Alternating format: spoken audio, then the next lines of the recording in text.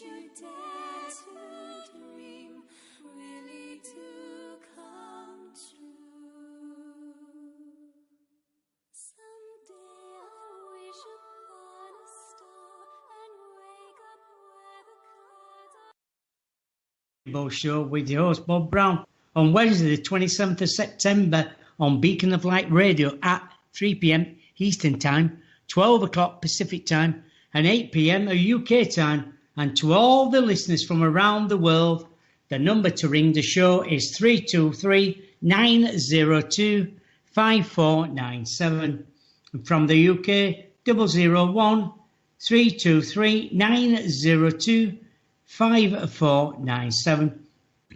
Now you can go to Beacon of Light Radio chat on Facebook, or you can Skype me at Beacon Light Radio.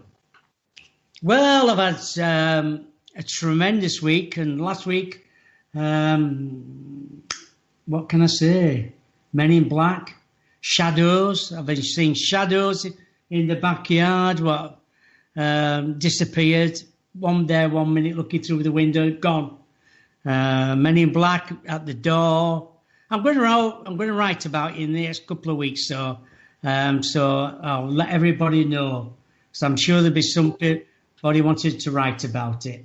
Well, I've got a terrific guest tonight, Leigh Thatcher. He has his own paranormal group. He just talks. He's into UFOs, paranormal, seeing lots of things since childhood. Can we please welcome Leigh Thatcher to the show? Hello, Leigh. Good evening. How are you? I'm doing fine, my friend. Yes. Good. I know we talked a little bit before the show. Can you tell us about, your early years and what you see and what you've seen? Sure, yeah.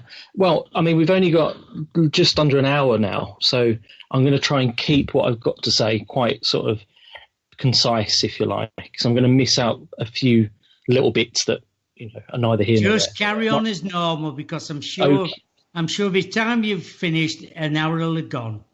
Okie doke. Right. My first UFO encounter was when I was around about 9 years old, and I lived in Croydon in London. Well, sorry. And I was with my stepbrother. This would have been about 1984. And we were cycling through Ashburton Plainfield. And it would have been late evening, I suppose. And so we were cycling through, and quite an open plain field. And my stepbrother Darren, he noticed this light in the sky. Now, I didn't think much of it, He stopped and he was looking at it, so I was looking at it with him. And it was an orb, if you like. And then it was accompanied by another orb, and then another one, and then a couple more, until it formed what looked like a diamond shape. So it was a diamond shape with the orbs making up the different points. And then this object just floated down behind the horizon, behind trees, houses, and it was gone. Now, that sparked my sort of imagination and interest in what it was. It was obviously a UFO. We didn't think it was a helicopter, airplane, anything like that. So then we cycled home. Now, Darren's dad was he was in the Marines, and so they knew a lot about military aircraft and helicopters, planes, tanks, all that sort of stuff. So he knew that he would have been about 18 at the time. So he knew that this wasn't a helicopter, wasn't a plane. And like I say, so we watched it drop down behind the trees, houses, not to be seen again. Cycled home, and soon after, we told our parents. They weren't interested. A little while later, a few weeks later, I started getting nightmares.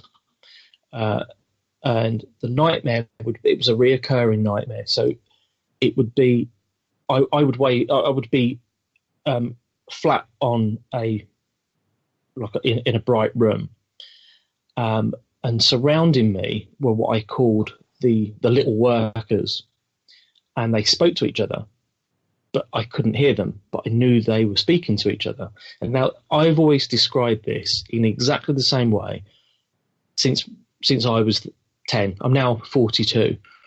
So the story that I tell people has never changed. All the details have never changed.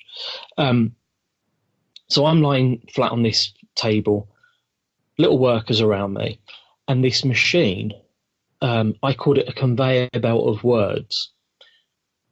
It was like a long contraption machine, difficult to describe, and it would come near towards my face. And on this machine was what I would describe as letters and numbers overlapping each other. So what you would commonly call symbols. Mm. So this machine thing would come towards me, symbols on this machine. I'd wake up, scared out of my wits, and then think nothing of it. And I'd have this recurring nightmare quite a number of times until the last time I had it. I got out of bed, ran down the hall, banging on my mum and stepdad's bedroom door, and I was turning round, looking down the hall behind me, thinking, I hope they don't come for me again. And that was the start, if you like, of my interest and journey into the world of UFOs. Yeah, it always seems to start when we were young. Always seems to pick things up, and I think we see more things then. I think we're open to more things, and I think we see more things. It's strange, synchronicity of events and paranormal. Can you tell us a bit about that? Right. Well, the interesting thing about this is that was so we're talking 1984, 1985. I was about 9-10 years old then. I moved to Birmingham when I was 15. So nothing had happened from the age of 10 up to 15, nothing at all. So I'd moved from London to Birmingham. And within a couple of years, I went to art college, met a girl, and we started dating. Now I would have been 17 at the time, and she would have been 15. And we went back to her house, and every weekend we were sitting in her bedroom. We'd only been going out together for a few months. Anyway, we were sitting in her bedroom, and I was going through some photos from an old shoebox, and I pulled out this one photo, and I looked at it, and I was a bit perplexed, and I said, "Why? Where's this photo from?" And she looked at it, and she said, "I took it when I was on holiday. It was just a random photo." Now, the photo itself was of like a lawn in some sort of stately home, and walking into the picture very clearly were 3 people. Now, one of them was it was my aunt and my nan and my sister. Now, there were nobody else in the photo, just these 3 people. Yeah, which is why I found it a bit odd. And I said to her, "Well, that's my nan and my aunt and my sister." And she said, "Well, it can't be because, we've only known each other for a few months, and you lived in London, and I've grown up in Birmingham." So I took this photo back to my family in London, and I said, who do you think these people are? Everybody looked at it and they said, "It's your aunt and your nan and your sister." Why? And I explained to them, "Well, I found this photo in my girlfriend's box of photos, and nobody could understand why." Now, 26 years on, I'm still with her, and we've had quite a number of very, very unexplained paranormal and UFO encounters. So that's my strange. sort of that's That my is main so sort of strange, that, isn't it, Lee? that's my sort of number one synchronistic event, if you like.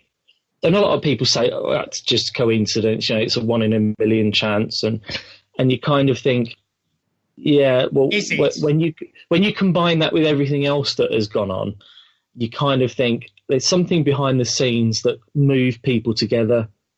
I believe. Yes, yeah, I do too. But it's strange So- how you came together as well. Well, this is an interesting thing. You know, I mean, I moved to Birmingham. I had quite a turbulent sort of upbringing, and it was like a new start. But Darren, the stepbrother who I saw the UFO with, I actually contacted him not that long ago, and to see if he would confirm what I'd said, you know, what we both saw, and he said to me, to be honest with you, I don't remember anything of it. He said, in fact, I don't think, you know, I don't know what you're on about. So I found this a bit odd. But then he went on to say, he said, well, what I did see as an adult was in a car park, an orange orb just shoot up from a car park into the sky, and I hadn't spoken to him for over 25, 30 years, which I found a bit strange. But anyway, Lucy and I we obviously we carried on dating, we moved in together, we had children, and we'd moved from different flats and properties, and we ended up in the house that we're in at the moment, and we've lived here for around about 14 years.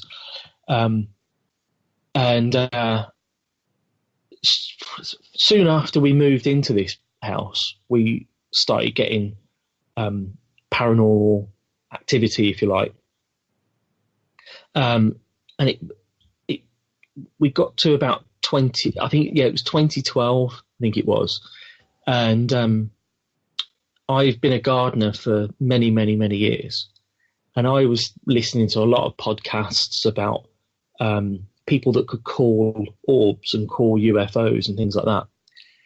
And I thought to myself, okay, I'll give it a go.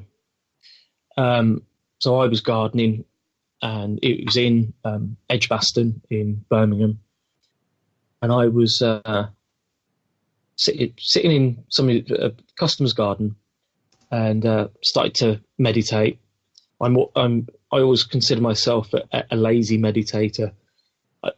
I meditate once a year or something like that. Anyway, I was meditating in the garden, and I was sending out this signal saying, you know, if you know, I want to see something, you know, let me see something, and asking all sorts of requests and things like that. And within about 4 or 5 minutes, I heard helicopters, and I thought to myself, you know, I'm asking to see UFOs, and I'm being given helicopters. And I thought, that's a bit rubbish. Anyway, walked onto the behind these trees where I was sort of sat meditating, walked out from these trees onto the lawn. And, you know, rightly so, there were helicopters. There were three military helicopters. Only what they were actually following was a giant dark orb. This orb was, I thought it was, my first thought was, it's a microlight. It's somebody in a plane, rooftop level, moving along. And then I looked again and I thought, well, hold on a sec. It's round. It's about the size of a small Mini. It's moving very slowly. And these helicopters, military helicopters, were what I would have assumed had intercepted it and were moving around this orb, almost to stop it from coming anywhere near me. It was as if it was sort of bullying this orb back into the sky. So be careful what you wish for. Oh, I know. Yes, exactly. But you must have seen some other strange things in the sky as well. Well, that was the first time that I'd done this, orb calling, if you like, if you want to call it that. So I thought, right, well, if I've done it once, I can do it again. So a few weeks later, I was, I think I was in the same garden actually, and I sat and I meditated and I was asking, can I see something? And nothing happened, nothing at all. And I thought, oh, fair enough. It's obviously not, once is enough sort of thing. So I thought nothing of it, carried on with what I was doing. A few weeks later, I'll tell you about the chemtrail orbs in a minute. I'd actually been spurred on to buy a pair of binoculars. So these binoculars were kept by the back door, by the porch. Now, I was sat in the living room at the computer desk, and something fell in the porch, and it was a plant pot. Only it was as if it was a trigger, and the trigger was in my head, and it said, "You need to go outside. There's something for you." And it wasn't a voice. It wasn't telepathic communication or anything like that. It was a knowing. There was inside. I knew I had to go outside because there was something waiting for me. So first thing I did, grabbed the binoculars, walked outside. Now this, remember, is 2 weeks after I'd seen. 2 weeks before I'd done this second orb calling thing. So I'm stood in the garden, and I think it was sort of June, July time, blue sky, clouds, few clouds, and there was an opening in the clouds, and I was looking up, and I could see what looked like a dark line just appearing. I was looking, and this line was getting bigger and bigger, and it was obviously something coming from the sky down, and as it was coming down, it was appearing to get bigger and bigger. So I got the binoculars and I looked, and this thing was what I could only describe as a caterpillar. And this caterpillar object was made up of a number of orbs stuck together with different colours. I think, from what I can remember, they were sort of red and white. And as you would think of a caterpillar, it looks like donuts stuck together. And this is what this thing looked like. It was orbs but stuck kind of together. It's the only way I can describe it. At the bottom of this thing was two hooks, and this thing was these hooks were kind of twisting and turning. And on the top of this object was almost like two horns. Now, the head of the object with the two horns was contorting independently of the rest of the body. And as I say, it looked like a caterpillar writhing around on a thread. And this thing was carrying on for a minute or so. So I called out to Lucy and I said, can you come and have a look at this? So she came out. She looked at it through the binoculars, and it filled the binoculars. It wasn't blurry, it wasn't out of focus, it wasn't tiny. It filled the you could see it as clear as day. So this thing's writhing around in the sky above the house. So I thought, right, I'll call the kids. So I called both children. They were early teenagers at that time, and they looked out, and I said, tell me what you can see. And they said it looks like a creature. It looks like some weird thing. Now, what Lucy thought it was an angel. Now, she's not religious. She's never been religious, not interested in religion at all. But what she thought it was some kind of angel. So I went on the internet and I logged it. If your listeners type in Leigh Thatcher, then Kings Norton, and then Caterpillar, you'll get to the website where I logged it. So it'd be able to describe it a bit better because I'm sort of talking about it from a few years on. But why did she think it was? Did it look like? It looked nothing like an angel. This is the point. This is the interesting thing. I think when it comes to group sightings of UFOs, people tend to see things slightly differently. I wonder why that is then. Is it because we're conscious of different things then? I'm not sure. I've thought about it and I've researched, and there's a theory that there's certain light frequencies that we're not privy to, that now and again, our brains allow us to see certain frequencies of light. And there's a possibility that these UFOs operate on a different frequency, which I believe to a point. Yeah. And so obviously with light and sound, we hear things differently, we see things differently to each other. Some of us are colorblind. Some of us have impeccable hearing. Some of us are like me, we have tinnitus, all sorts of things. So I wonder if the frequency that you experience is going to be slightly different. It's like having 5 different radios. They're not all going to receive that. And especially if they're not tuned in together. Yeah. You're going to hear something slightly different. It's going to be either out of sync, so we're all the same. We're all receivers and transmitters. And that's kind of where I'm at with that way of thinking. Very, very strange, as you say. But it doesn't end there. It doesn't end there.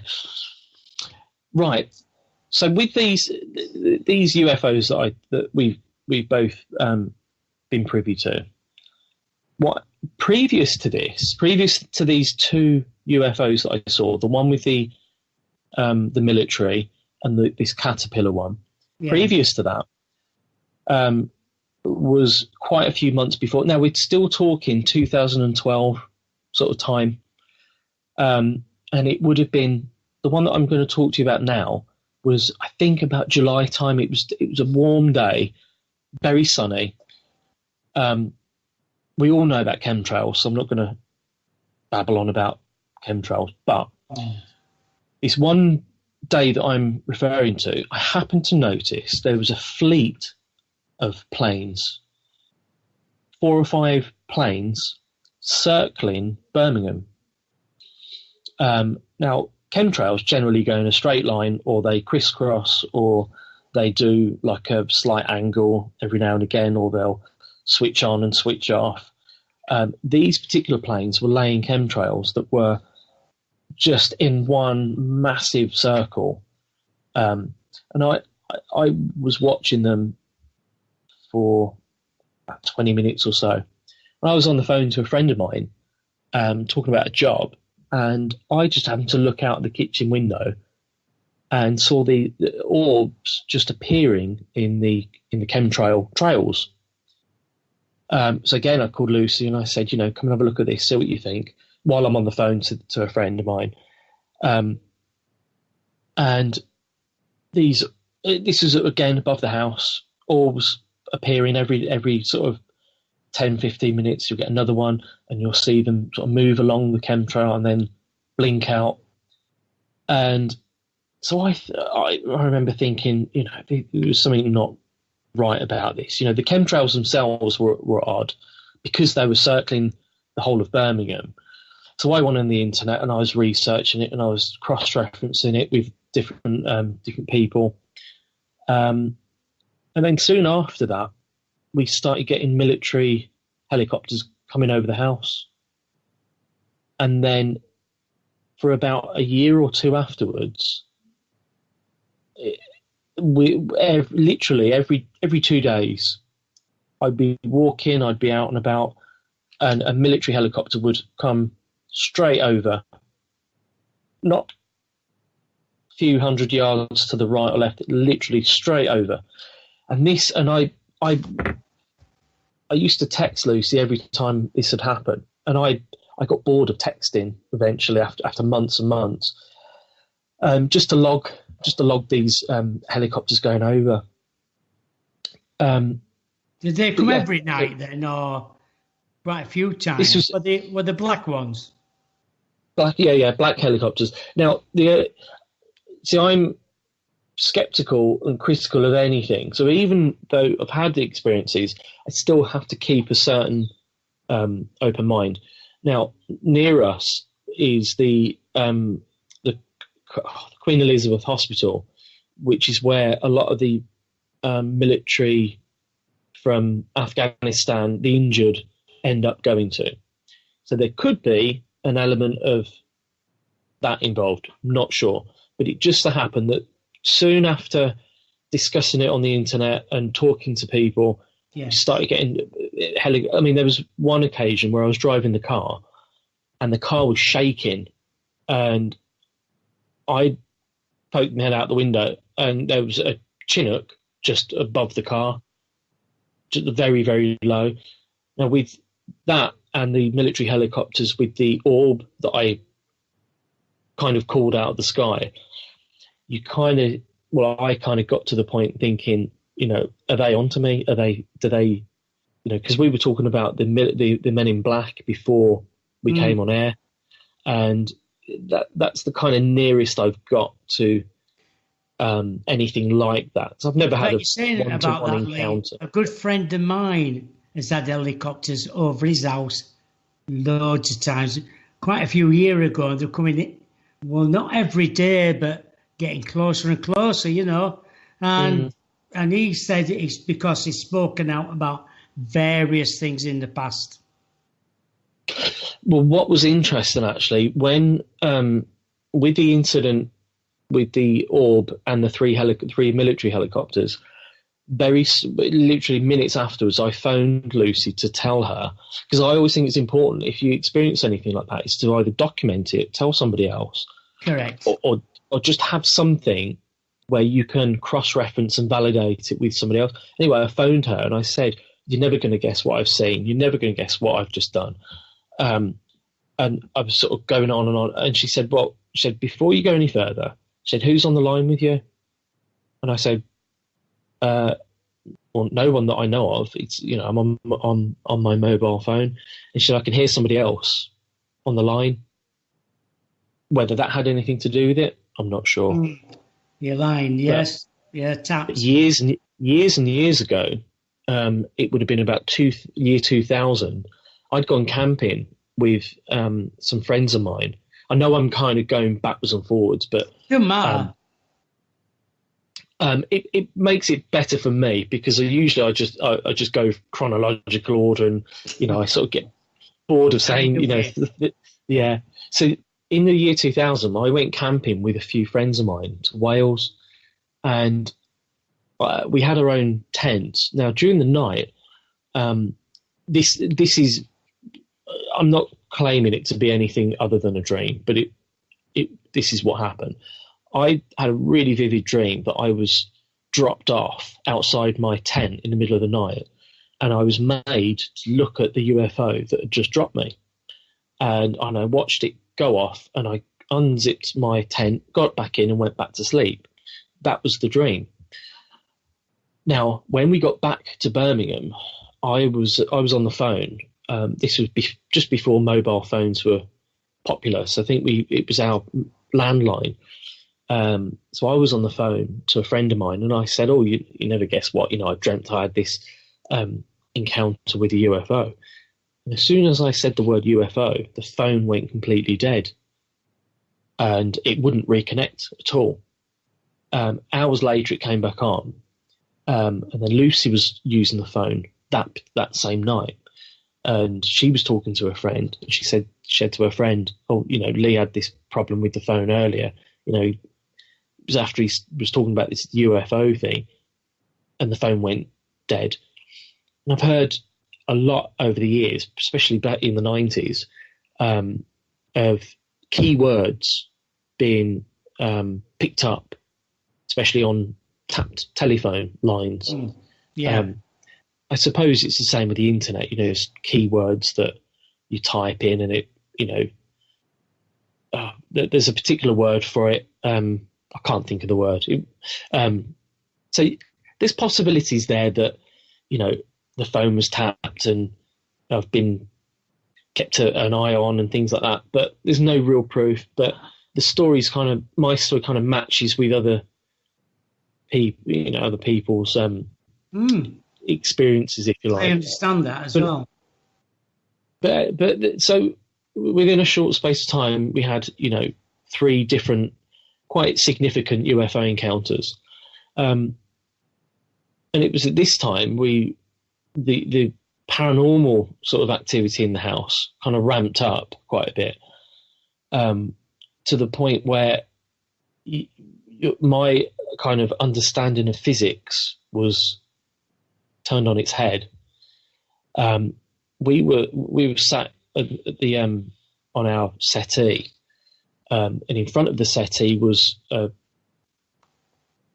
like a pine table with a fish tank on the table, a cabinet, sorry, and behind the cabinet was a mirror and a lamp next to it. So you got pine cabinet, fish tank on top, mirror on the wall behind with a lamp next to the fish tank. So we were sitting watching TV one evening. Again, it was around about the same time, 2012-ish. Within weeks of seeing these UFOs and whatnot. And we were just sat there watching TV, minding our own business, and this stream of light came out of the lamp. Not an orb, a stream of light came out of the lamp, twisted itself into the room, only by a few feet, twisted around itself, and then went into the mirror. Now, we sat there and we both saw it, and it happened within a second or two. And we both looked at each other and we just thought, that was odd, and then carried on watching TV. It was as if it was, somebody had knocked the door and there was no one there. Yeah. And did you speak about it later?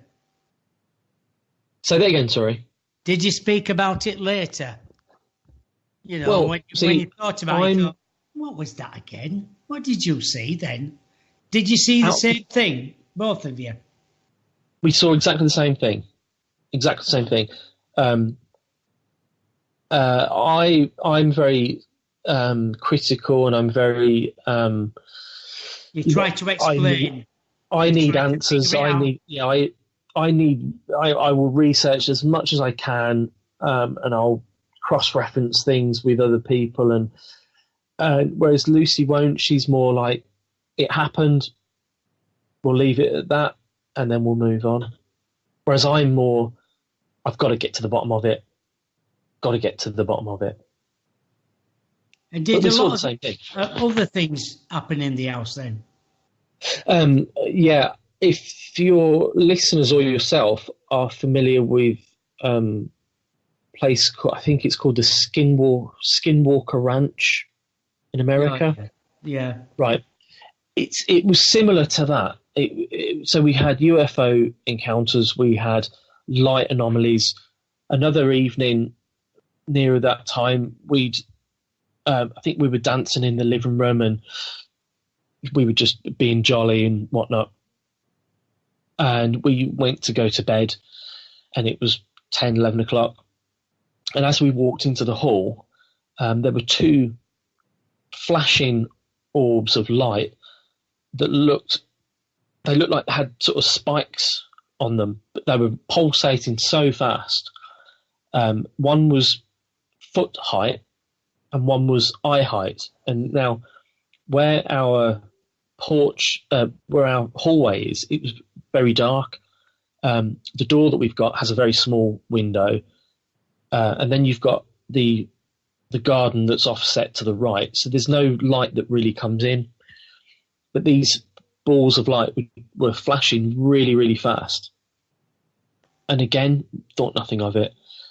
But the electrics upstairs in the bathroom and the toilet had been affected, so the light would come on, but it was zapped. There was no power in it at all. So I always thought it was because these light anomalies had sucked all the energy out of these lights, out of the light bulbs. So those are the two sort of main light anomalies we had, and then we had what it was like. It was the noise of cross between a cat and a dog. It was neither one or the other, and I used to hear it in the hallway quite often. Again, it was all around the same sort of time, and I'd hear this growling. It was like a weird sort of, I'd kind of describe it was a weird animal noise in the hall, very clear. And I used to hear it a lot. And then Lucy piped up one evening and said, I've been hearing this thing in the hallway. And we both described what we heard. And she said, yeah, that's exactly what I heard. It's some sort of animal creature noise, and it's not very nice. What did it sound like then? The only way I can describe it is between a cat, a dog kind of growling, and a cat meowing. It was a cross between the two. That's the only way you could describe it. The only way. And I've heard this sort of thing before, where I have a UFO Facebook group that I set it up for people like myself that have experienced things that they wanted. So it was set up for people like me who could share their stories and maybe come to some sort of explanation. Yeah. And this idea of UFOs being connected to the paranormal crops up time and time again. But like I say, this animal noise, we both heard it. We heard it many, many, many times. And we'd gone out shopping, and this was during the day, and our youngest daughter was at home with a friend.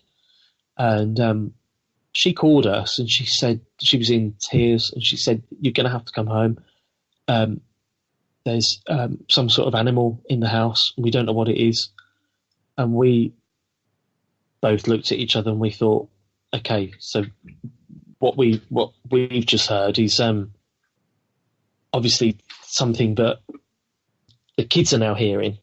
And we came home, and she was cowering on the settee with a friend, and we asked her what she'd heard, and it was she said it was like an animal. God, it must have been so frightening. It was, for her it was, and it was confirmation for us. It was, it's like our cat's just come in the room. Right, just kicked him out. It was, as I say, it was confirmation for us because we'd heard this noise time and time again. But it was frightening for. Was this during the day as well? This was during the day. It's always been all about all the activity, the UFOs, apart from the light anomalies, which were during the night time. Everything else has been during the day. More open as well during the day, I should think. What did you say? More open. Yes, yeah. See, a lot of people tend to think that a good time to see UFOs would be during the night, but my advice is if you want to see UFOs and you're of that frame of mind, you'll see them. I would suggest going outside and doing what I did and asking But I think you need to do it with a good intention.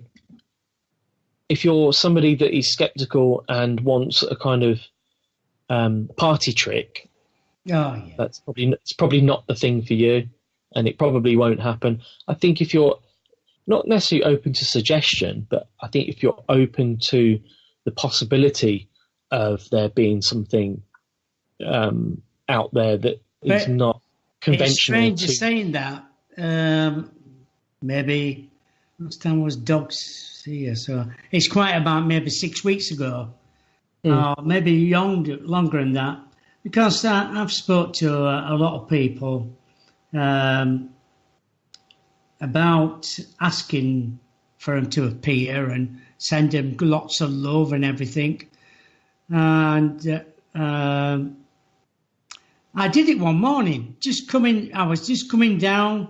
Afternoon, it might be an afternoon, walking back, and I'm looking up at the sky and I'm saying, Vasu, I would like you to show me who you are. And at the corner of my eye, at the side of this cloud, was a UFO. Right. Shining. What did it look like? It was like a silvery colour. The sun was on it as well, glazing, so I could see it wasn't a plane or anything. And I saw it and I thought, there you go. I've asked to look at something and it's appeared. And maybe 10 seconds later, it went back behind the cloud. And I just walked on and I thought, my God, how about that then? Asking for something to appear. And then a good friend of mine, who I see not often, he came in a month later into the shop and just said, you wouldn't believe what I've seen. I said, what? He said, a UFO in the sky near a cloud. And I thought, and he's very sceptical. He doesn't believe in them. And he went, I've just seen something. And he said, it looked like a UFO. During the day, again.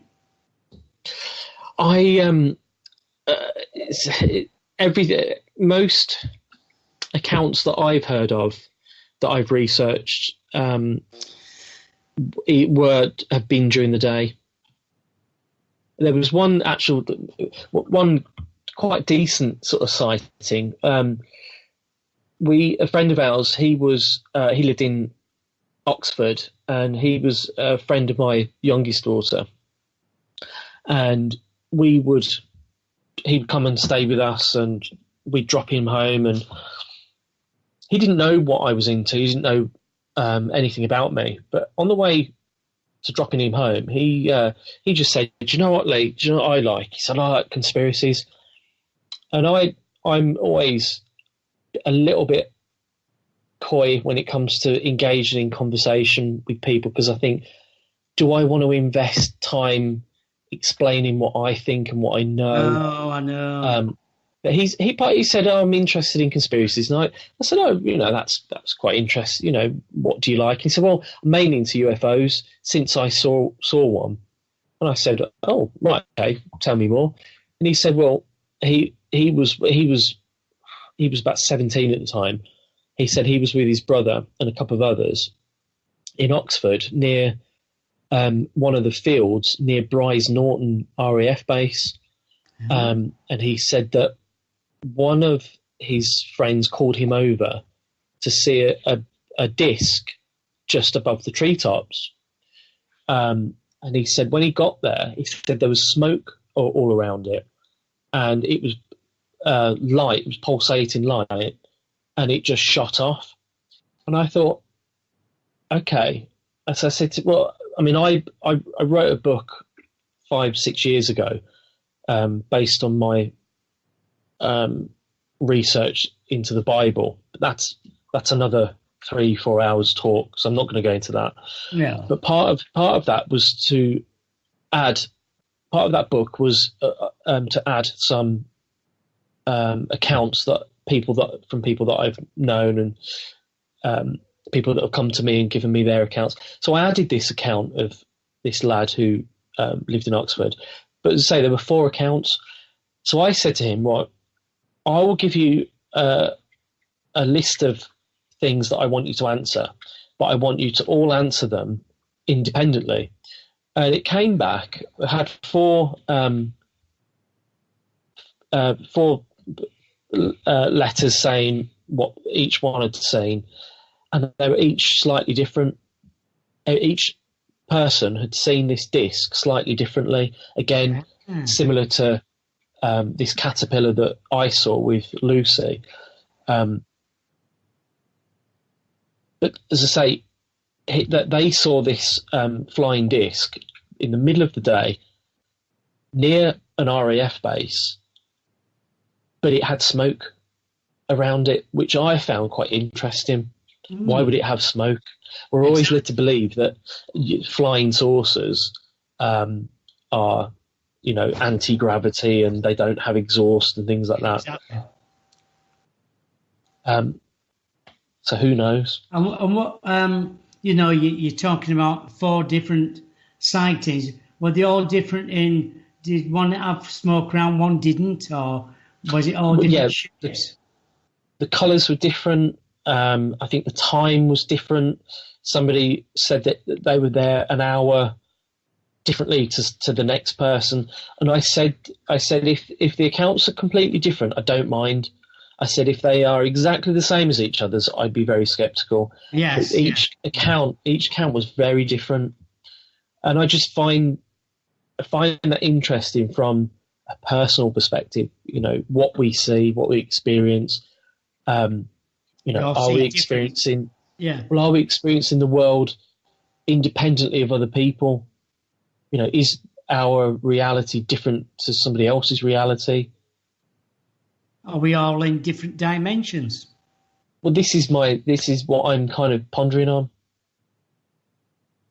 I certainly believe we are living in a world that is based on many, many different frequencies of existence, if you like. Yes. Yeah, I do. And I agree with that. We cross those frequencies every now and again. It's a very old sort of saying. It's like the radio. You turn one channel and it kind of blends into the next channel. You can hear 2 channels at once, and neither one are very clear until you really tune it in. That sort of thing. So sometimes we might want fine tuning a little bit. Sometimes. Again, I think when I experience these UFOs and these light anomalies and the paranormal activity in the home, I think my state of mind was in a different place then. I think I was more open to that sort of thing then, even though I'd had an experience when I was 10, and I'd had paranormal things happen throughout my life.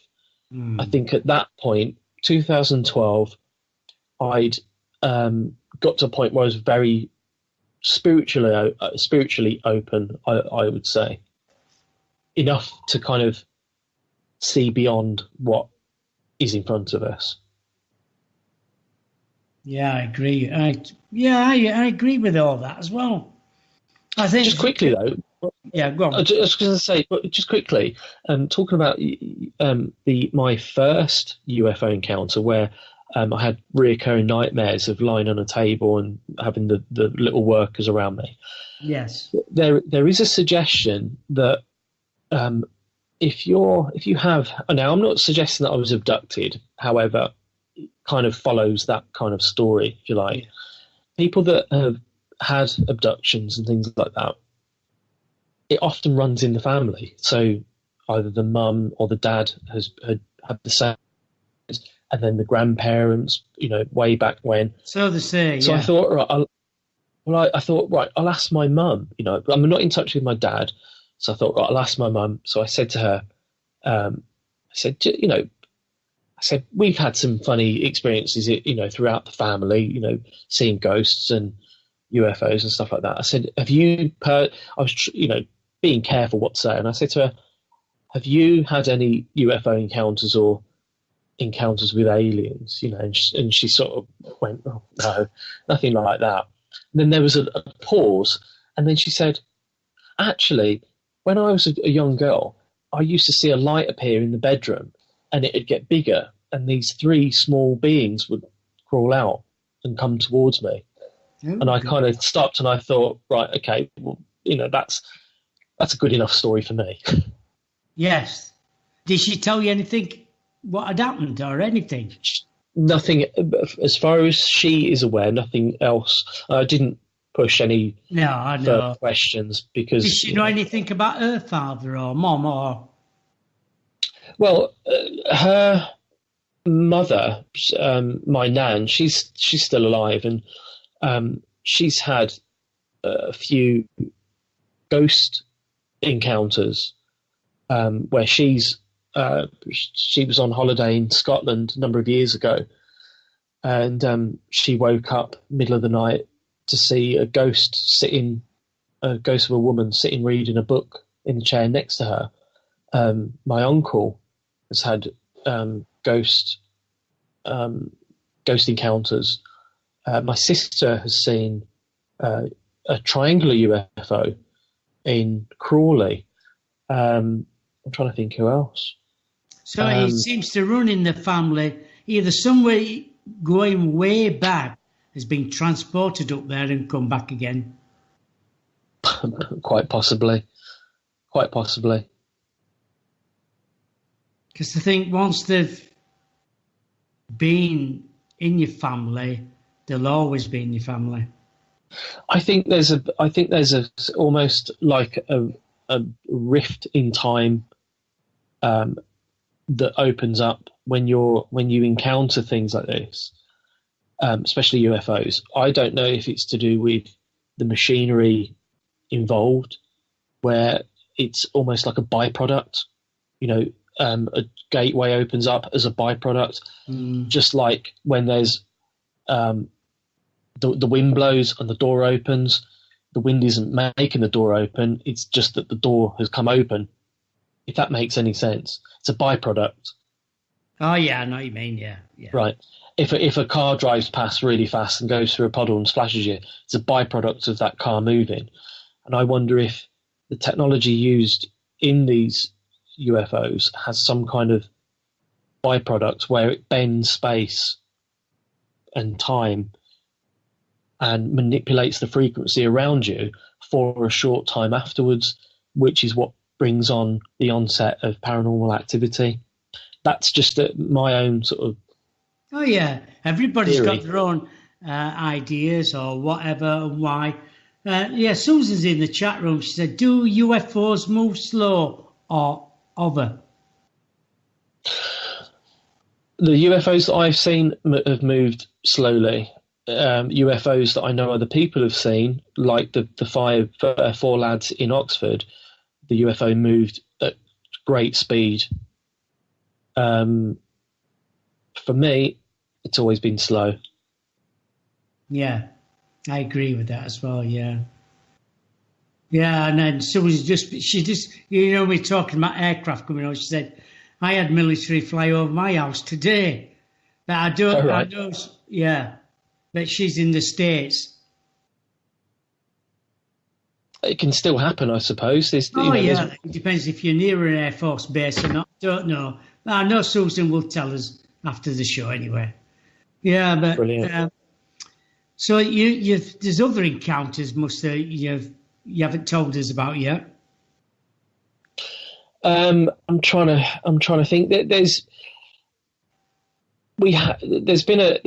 a kind of ghost encounter, if you like. What's interesting is that all the encounters we've had, or that I've had from when I was born, have always occurred in 5-year increments.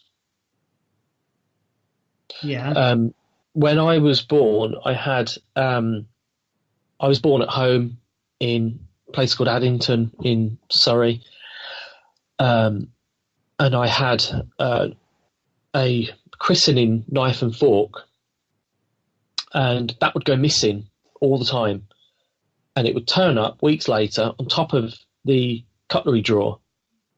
Nobody had touched it, and this was like a common theme in the house.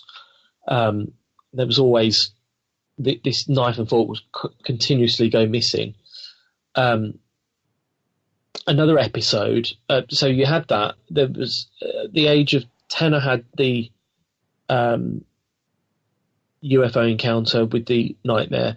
When I moved to Birmingham, I was 15, and one strange thing happened where I woke up standing up in the living room.